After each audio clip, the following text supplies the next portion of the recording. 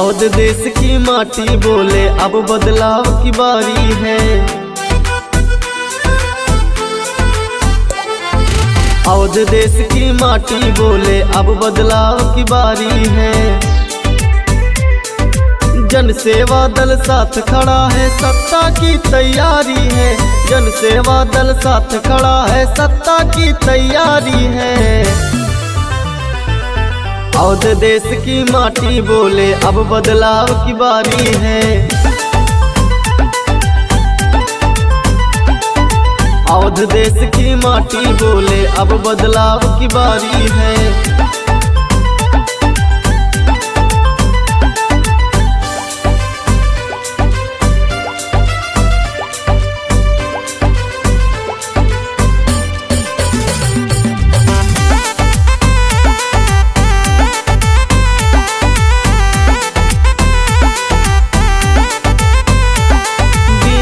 ठाकुर ने कदम बढ़ाए, साथ में हर इंसान खड़ा। पूरा वंचित खड़ा हुआ है, सत्ता का अब रंग चढ़ा। कोई नीच ना कोई ऊंचा, सबको गले लगाना है। सबके आंसू पोंछ के भैया सत्ता तक ले जाना है। हाथों में अब हाथ थाम लो, जनशक्ति की बारी है। हाथों में अब हाथ थाम लो, जनशक्ति की बारी है। अवध देश की माटी बोले अब बदलाव की बारी है। अवध देश की माटी बोले अब बदलाव की बारी है।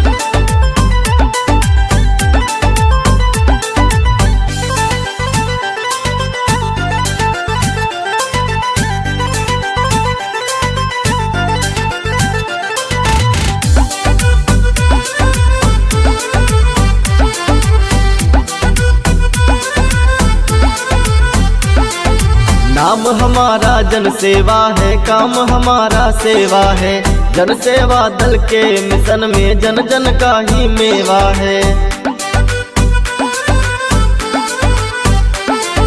माटी की हम कसम खाए, माटी का फर्ज निभाएंगे। अपने देश के हर आंगन में खुशहाली हम लाएंगे। समाज खातिर दिनेश जी की सोच सबसे न्यारी है। समाज खातिर दिनेश जी की सोच सबसे न्यारी है।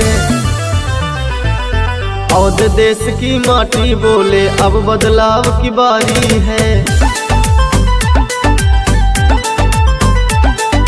अवध देश की माटी बोले अब बदलाव की बारी है।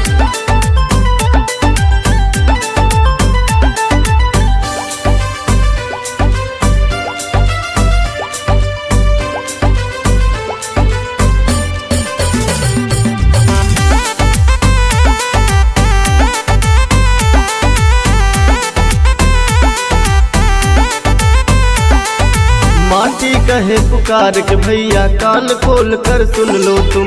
जन सेवा दल आए गया है, हिस्सेदारी ले लो तुम। दिनेश ठाकुर का है सपना, जन जन को सम्मान मिले। यूजीसी जैसी नोटंकी नहीं किसी को करनी पड़े। सबको दिलवाना अब यारो रोजगार सरकारी है। सबको दिलवाना अब यारो रोजगार सरकारी है। अवध देश की माटी बोले अब बदलाव की बारी है। अवध देश की माटी बोले अब बदलाव की बारी है।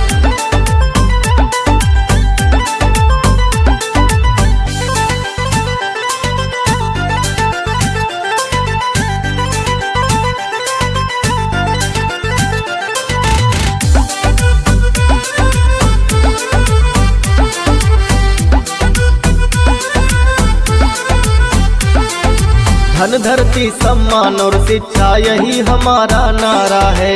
पूरे देश का एक एक व्यक्ति प्राणों से भी प्यारा है। दिनेश नीतीश भैया के नेतृत्व में सबका सपना सच होगा। जन जन की आवाज बनेंगे, सबका अपना घर होगा। एकजुट होकर रहा जो उसके आगे दुनिया हारी है। एकजुट होके रहा जो उसके आगे दुनिया हारी है। अवध देश की माटी बोले अब बदलाव की बारी है। अवध देश की माटी बोले अब बदलाव की बारी है।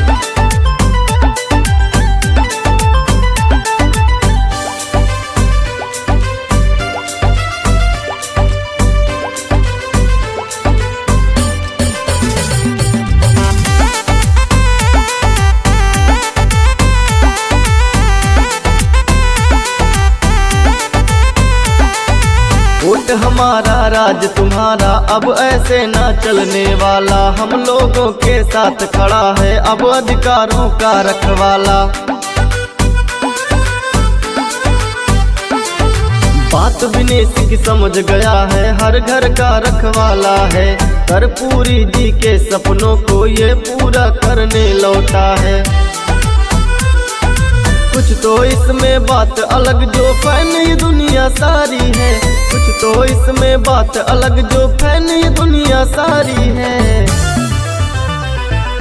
अवध देश की माटी बोले अब बदलाव की बारी है। अवध देश की माटी बोले अब बदलाव की बारी है।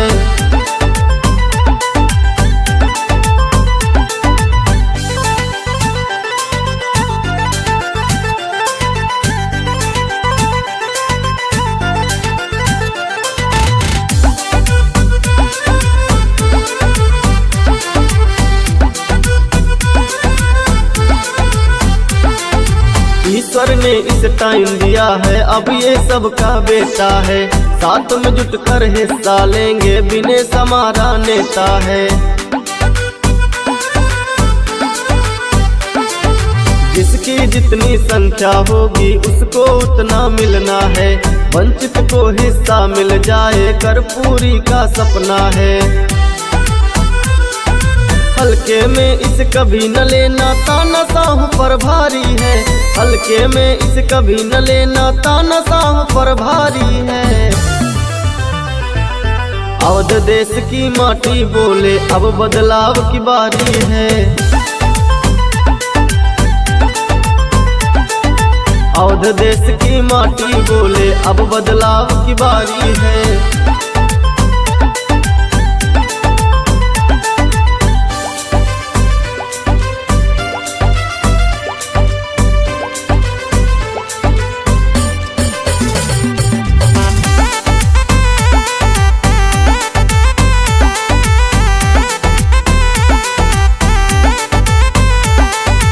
नीति और नियत भी भैया खुली किताबों जैसी है। धनानंद का वंशज है ये, सच्चा देश हित ऐसी है। छुआछूत का दुश्मन भैया सबकी नैया पार करे। सत्ता से नीचे का मकसद नहीं कभी स्वीकार करे। सुन लो भैया सुन लो बहना, कार्य हमारा जारी है। सामंतवाद का दुश्मन है, ताना साहों पर भारी है। अवध देश की माटी बोले अब बदलाव की बारी है। अवध देश की माटी बोले अब बदलाव की बारी है।